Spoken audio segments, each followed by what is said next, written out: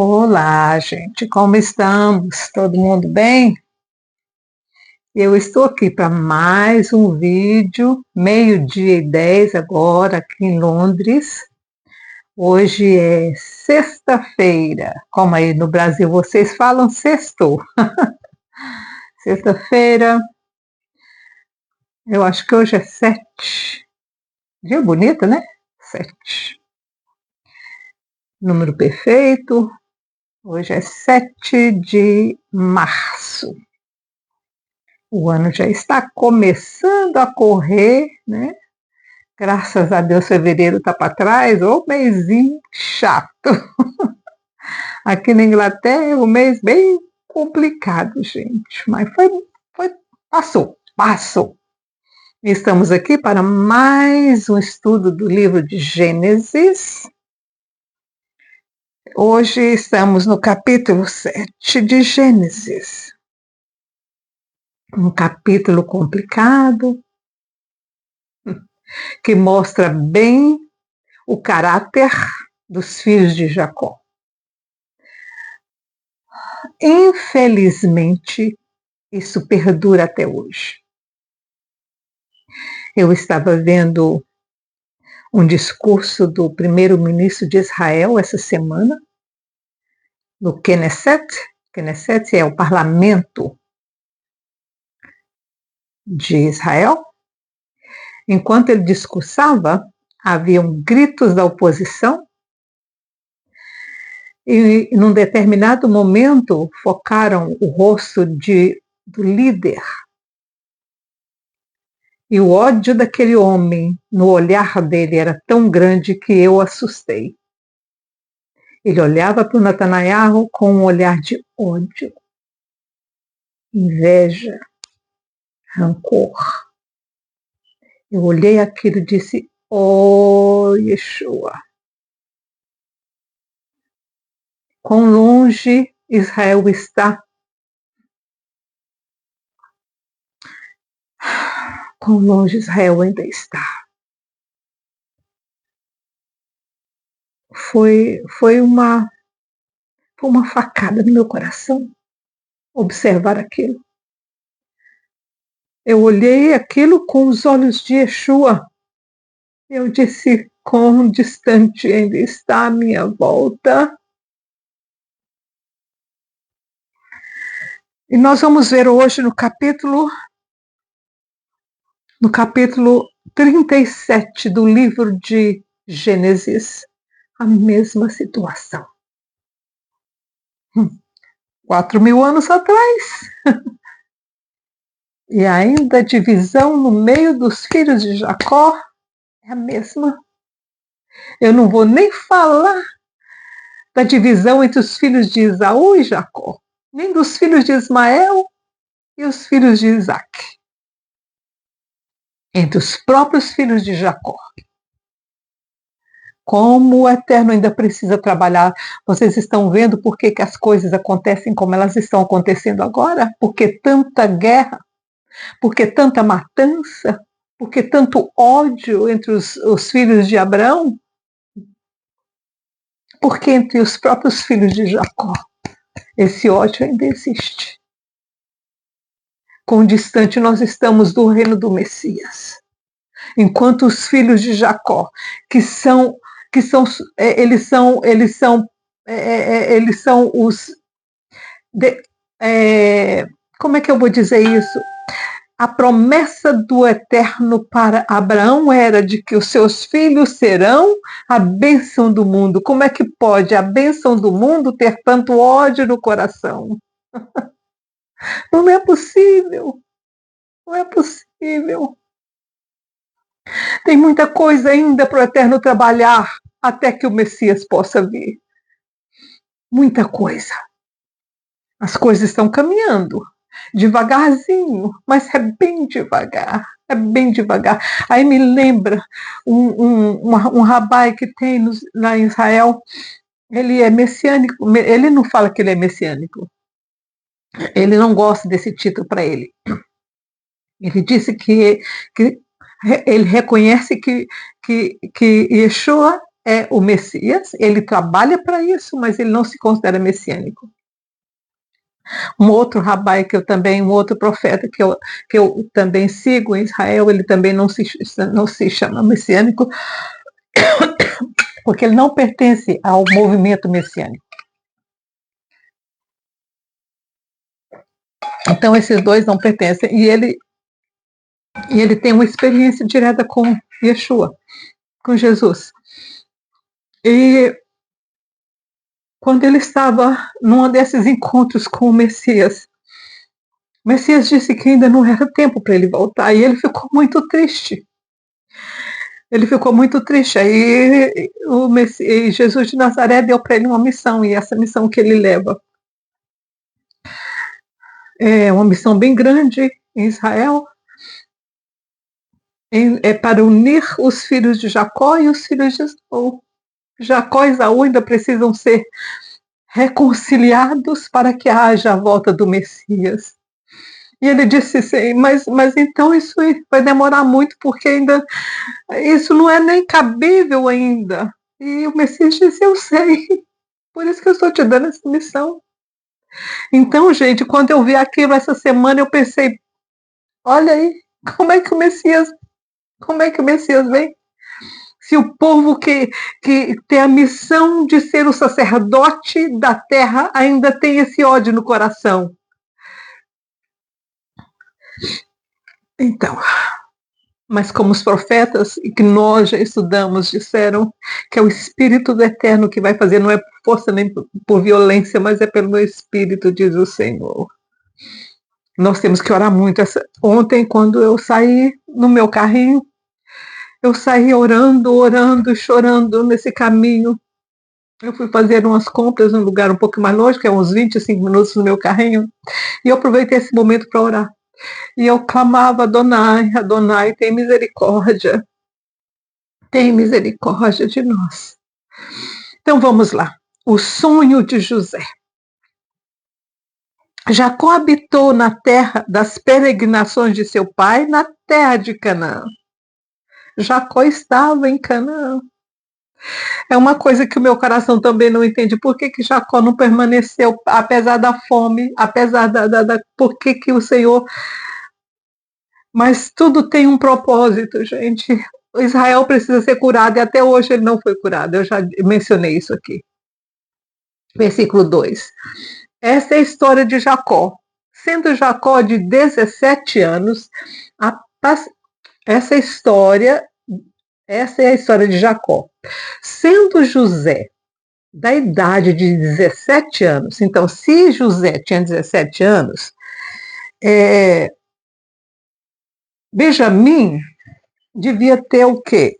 Uns 14 anos, porque Benjamim era mais novo do que José, uns 3, 4 anos. Quando Benjamim nasceu, e a morte de Raquel, José devia ter uns 4 anos de idade. Então José e Benjamim foram criados pela serva, o Bila, né? Eu acho que era Bila, a serva de Raquel. Raquel não teve o privilégio de criar os filhos, né?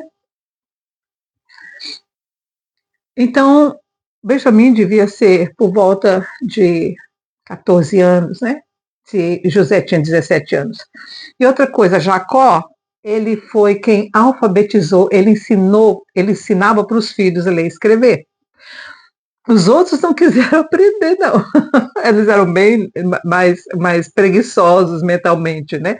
Mas José não, José e Benjamim, eles aprenderam, José principalmente.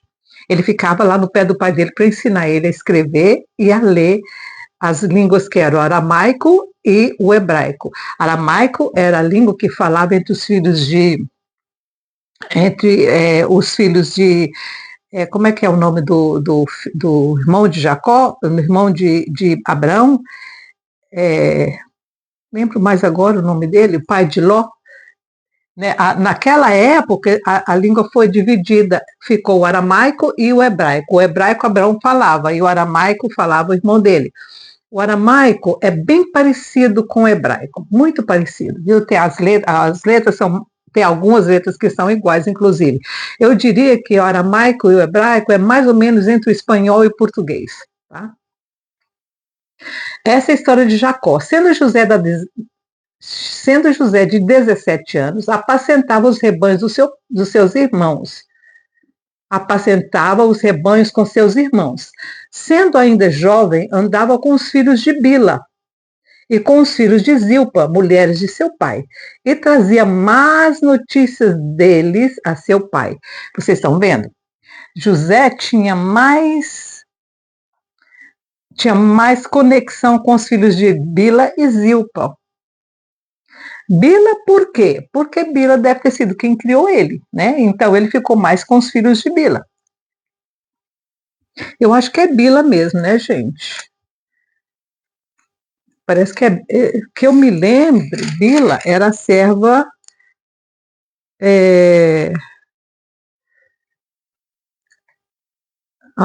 Eu quero ter certeza, gente. Então, o filho de Zilpa, serva de Lia. Bila, então, é a serva de Raquel. Então, como a Bila, que deve ter ficado com as crianças depois que a Raquel morreu, principalmente o Benjamim, que ela morreu no parto, né, gente? Então, o Benjamim ficou bebezinho. Então, ele tinha mais conexão com esses irmãos, filhos das servas, e não filho de Leia. Os filhos de Leia é os que vão causar mais problema, tá? Israel amava José mais do que a todos os seus outros filhos. A gente não pode julgar, porque normalmente nós temos um que a gente se conecta mais. Talvez a palavra aqui não fosse amar, mas se conectava mais com José do que com os outros filhos. Porque era filho da sua velhice e fez-lhe uma túnica de várias cores. A quem era mais filho da velhice era o Benjamim, que era o mais novo. Mas ele tinha um carinho maior com José. Vendo seus irmãos que seu pai o amava mais do que a todos os outros, seus irmãos odiaram-no. E já não podia falar com ele pacificamente. Olha a situação. Na casa de Jacó, com todas as bênçãos que o Eterno prometeu para Abraão, Isaque e Jacó, os filhos de Jacó são assim.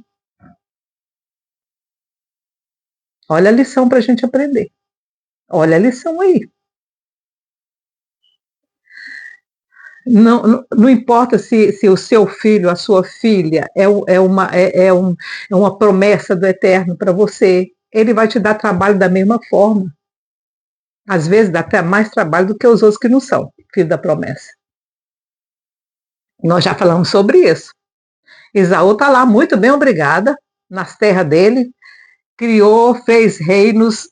Quando Israel ainda estava cativo, Israel era o filho da promessa. E Jacó está aqui, com os filhos dele nesse problema. Um problema de família. Na família de Jacó, na família escolhida pelo Eterno, problema familiar. Como é que você não quer ter seus problemas familiares também? Você é melhor do que Jacó? Não, né? Nem eu sou, ninguém é. Jacó também não é melhor do que ninguém. Ele só tinha uma promessa em cima da cabeça dele. José teve um sonho. Já ouvi muitas mensagens sobre isso, gente. Aquele pastor lá do Brasil, que eu não lembro o nome dele, Eduardo, não, sei lá o nome dele, ele tem umas mensagens muito boas sobre essa história de José, né? José teve um sonho e o contou a seus irmãos, por isso odiaram ainda mais. Não conta os seus sonhos para todo mundo. Olha para quem você conta as suas intimidades, os seus sonhos, os seus projetos. Cuidado. Pois lhe disse, ouvi, peço-vos esse sonho que tive. José era criança, né, gente? José era um adolescente, meu Deus do céu. Imaturo, ele foi contar logo para os irmãos dele. Por certo, numa fogueira acesa lá, né? Numa noite fria, ele resolveu contar a história dele. Não deu bom não, gente. Estávamos atado feixes no campo, e eis que o meu feixe levantando-se ficou de pé, e os vossos feixes o rodeavam e se inclinavam ao meu feixe. Era verdade. O Eterno estava mostrando para ele, preparando o coração de José para o que viria depois. Era o Espírito Santo dizendo a José, prepara, te prepara, mas era para José se preparar, não era para ele sair contando para todo mundo o que o Eterno estava falando para ele. Às vezes o Senhor te dá visões e te dá conhecimentos que você não pode passar, porque quando você passa, estraga. Foi o que aconteceu aqui com José. De qualquer forma, gente, José ia acabar no Egito. De qualquer forma, mas não precisava ser dessa forma. Mas foi como foi. E como eu disse para você, o Eterno tem que estar sempre procurando consertar os nossos erros. E vamos lá para a história. Então lhe disseram seus irmãos: tu deveras reinarás sobre nós? Tu deveras terás domínio sobre nós? Eles já tinham um problema com José. Eles sabiam, de qualquer forma, que o pai ia acabar dando para José o governo dos irmãos, porque ele estava preparando José para isso. José sabia ler, sabia escrever, Jacó estava contando para José todas as coisas e, por certo, falando: José, você que vai ficar com o meu cajado.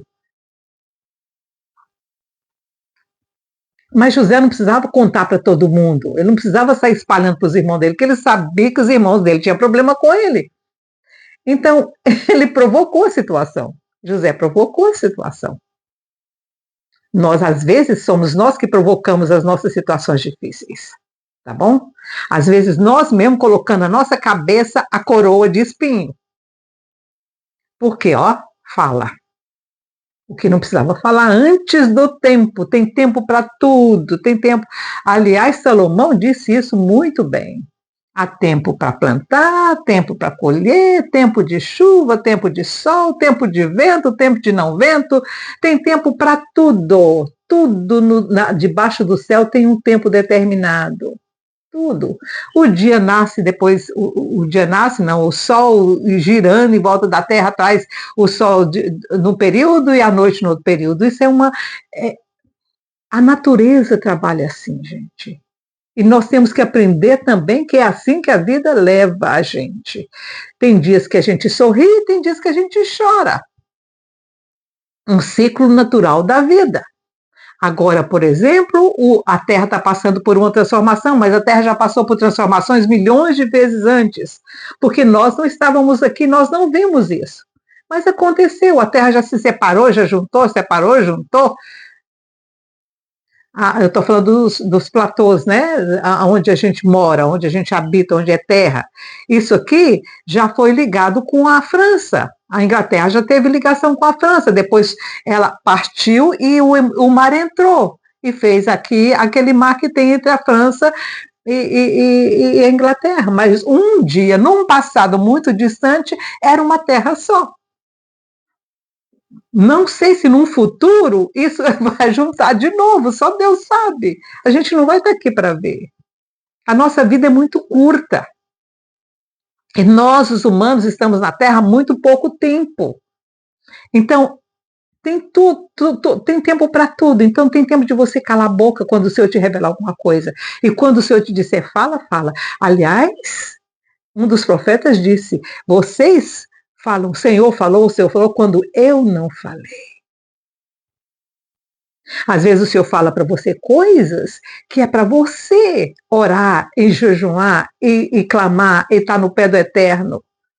E não para ficar falando. Eu tenho muitas experiências com o Eterno que eu não posso falar. Porque não é para mim. Essa experiência é para mim. Se ela for de benefício para alguém, o Senhor vai dizer, Miriam, fala para essa pessoa. Aí eu falo. Mas se ele não falar, eu não falo. Aliás, eu estou fazendo essas leituras aqui porque o Senhor falou que que era para eu fazer, do contrário, eu não estava fazendo. E eu só venho fazer quando o Senhor disse, vai lá e faz. Tem alguém precisando. Por isso que não é todo dia que eu faço. Antigamente eu fazia todos os dias, quando eu estava estudando os profetas, porque o Senhor queria preparar as pessoas para o que estava acontecendo, para o que está acontecendo agora. Tá? Por isso que o Senhor me disse, Os profetas é todo dia. Agora, Gênesis não é porque é conhecimento. É conhecimento. Tem muita coisa para vir. Gente, muito conhecimento aí para o futuro. Pode prestar atenção. Quando nós entrarmos mais na frente em Moisés, tem coisa demais para falar. Coisa que muita gente nem sabe. Porque não estuda. Aí não ficou só nisso, não. Não ficou só nesse dia, não. Teve mais. Teve ainda outro sonho. O Senhor falando para ele, preparando o coração de José. O Senhor estava preparando José para o que viria. José não precisava ter falado tudo isso, mas ele falou. Teve outro sonho e o contou a seus irmãos, dizendo: tive outro sonho. E eis que o sol, a lua e as estrelas se inclinavam perante mim. Naquela época, gente, eles adoravam lua, estrela, sol, entendeu? Para eles eram deuses. E os filhos de Jacó não era diferente dos outros, não, porque isso era uma cultura geral. Aí eles pensaram: então você está se colocando no lugar de um Deus. Entendeu? Por isso que a coisa ficou pior. Quando contou a seu pai e a seus irmãos, repreendeu o seu pai, dizendo: que sonho é esse que tiveste? Viremos eu e tua mãe, teus irmãos, a inclinar-nos em terra perante ti? Até Jacó, com todo o conhecimento que ele tinha, com todos os sonhos que ele tinha no coração, até ele repreendeu José. Olha aí, tá vendo? Eu disse para você que era como se fosse... A lua representava um deus feminino, o sol representava um deus masculino. O pai, naquela época, era o dono, era o cabeça, e a mulher era a ajudante. Entendeu? Então, Jacó também, até a Jacó se ofendeu com esse sonho de José. Seus irmãos, pois, o invejavam. Seu pai, porém, guardava este caso no coração. Porque Jacó sabia. Ele repreendeu José por causa dos irmãos também. Para não dizer, não, meu pai não falou nada, ele tem esse sonho de Deus, meu pai não falou nada. Meu pai sabe das coisas, ele sabe que o sol é um deus, que a lua é uma deusa, então meu pai ainda vai dizer que José também agora vai ser Deus. Então a situação era complicada, gente, na vida de José. Ora, seus irmãos, versículo 12. Ora, seus irmãos foram apacentar o rebanho de seu pai em Siquém. Eles saíram de Canaã e foram lá para cima. Lembram de Siquém? Ficava acima, ficava ali mais perto como é que é hoje lá o nome, gente? Eu nunca lembro. O Israel está tendo guerra lá, onde tem o Hezbollah. Então, Líbano. Siquém ficava lá mais para o lado do Líbano, acima, mais para o norte. Quer dizer, era um pouco longe, eram uns 2, 3 dias de viagem, tá? Ora, seus irmãos foram apacentar o rebanho de seu pai em Siquém, por certo, por causa de pasto, né?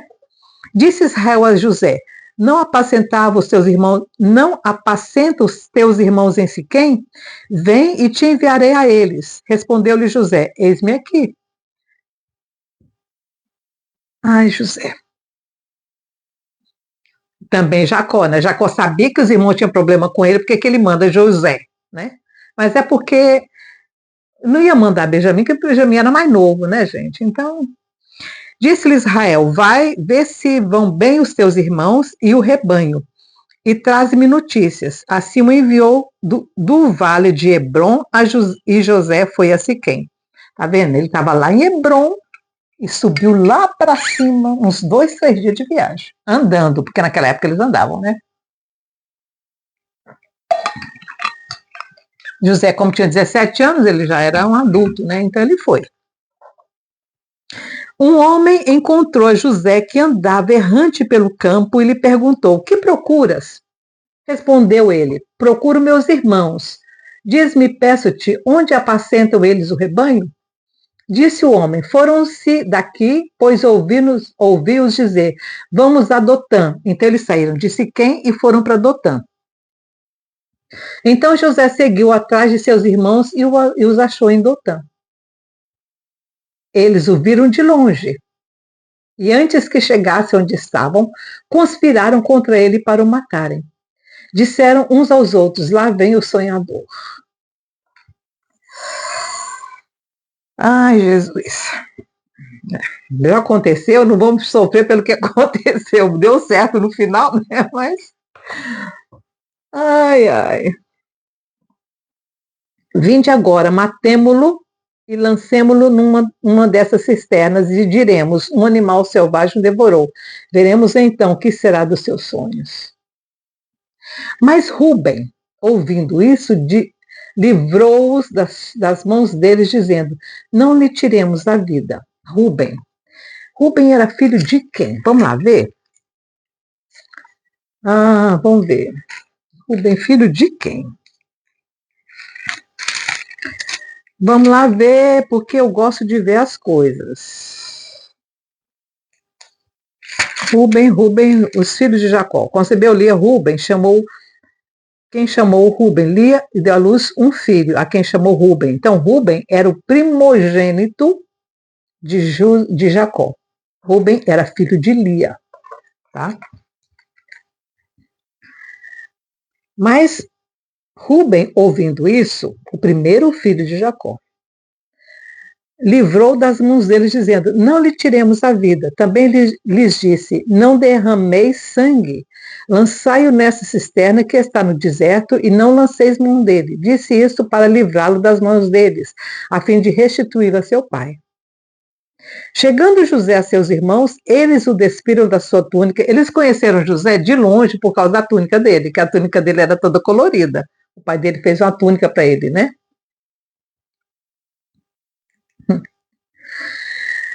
Chegando-se José, seus irmãos esses o despiram da sua túnica, a túnica de várias cores que ele estava usando. E tomando-o, lançaram-no na cisterna. Ora, a cisterna estava vazia, não havia água nela. Porque, por certo, na época de chuva, né, gente? Essas cisternas eram para coletar água de chuva, viu? Quando se assentaram para comer, levantaram os olhos e viram que uma caravana de ismaelitas vinha de Gileade. Ismael era o irmão de Isaque. Então, eles eram primos dos filhos de Jacó. José foi vendido para os seus primos. Mas nos seus camelos traziam especiarias, bálsamo e mirra que levavam para o Egito. Tá vendo? Havia uma. Aliás, tinha naquela época o caminho da seda, né? Que eles chamavam o caminho da seda, que era um caminho que ia da Índia e cruzava até lá na China. E passava por lá, né? Passava pelo Mediterrâneo, por ali. Então, os filhos de Ismael eram negociantes, tá? Então, Judá disse a seus irmãos: Judá também é filho de Lia, tá? Então, Judá disse a seus irmãos: que proveito teremos em matar a nosso irmão e encobrir o seu sangue? Vinde, vendamo-lo a estes ismaelitas, que não seja nossa mão contra ele, pois é nosso irmão, nossa carne. E seus irmãos concordaram. Tá vendo, gente? Os filhos de Lia eram mais.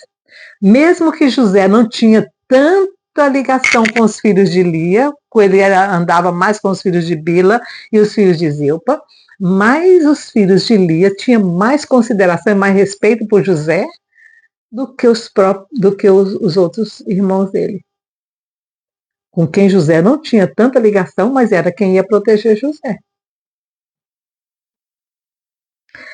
É outra lição que a gente tem que aprender. Às vezes o nosso socorro vem de mãos que a gente nem espera, de gente que a gente não tem nenhum contato, e as pessoas que você tem contato direto querem te vender para o Egito, ou para ismaelitas, para primos, parentes.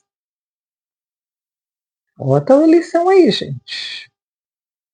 José não tinha muita ligação com os filhos de Lia, mas foram os que livraram ele da morte. Propósito do Eterno.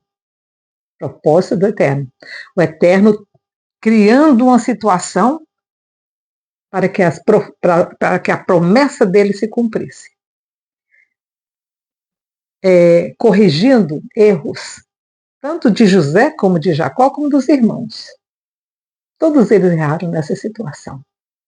Todos. De quem não se espera que venha ajuda. E foi o que aconteceu aqui com José. Passando, pois, os mercadores midianitas, os irmãos de José alçando-o da cisterna, venderam-no por 20 ciclos de prata aos ismaelitas, os quais o levaram para o Egito. Quando Rúben voltou à cisterna e viu que José não estava nela, rasgou as suas vestes. Rúben deve ter saído para dar uma geral no rebanho, né? Porque o rebanho era muito grande. Ele deve ter saído, e nesse que ele saiu, os irmãos venderam o irmão dele. Venderam para os ismaelitas. Voltou a seus irmãos e disse: o menino não está lá, e eu onde irei? Ele estava já com o coração do pai dele. Então tomaram a túnica de José, mataram um cabrito e o molharam no sangue. Enviaram a túnica de várias cores a seu pai e disseram: achamos essa túnica, vê se é a túnica de teu filho ou não. Ele a reconheceu e disse: é a túnica de meu filho. Um animal selvagem devorou. Certamente José foi despedaçado. Então Jacó rasgou as suas vestes, pôs saco sobre os seus lombos e lamentou seu filho por muitos dias. Levantaram-se todos os seus filhos e todos os seus filhos para o consolarem, mas ele recusou ser consolado e disse: na verdade, com choro hei de descer ao meu filho até a sepultura. Assim chorou seu pai. Os medianitas venderam José no Egito a Potifar, oficial de Faraó, capitão da guarda. Tem muita coisa nos históricos de Israel sobre essa situação. Muitas coisas que aqui não fala, mas que a tradição fala. José pediu muito aos irmãos para que eles não fizessem isso. Ele suplicou muito aos irmãos. Mencionou o pai dele várias vezes. Mas os irmãos não ouviram.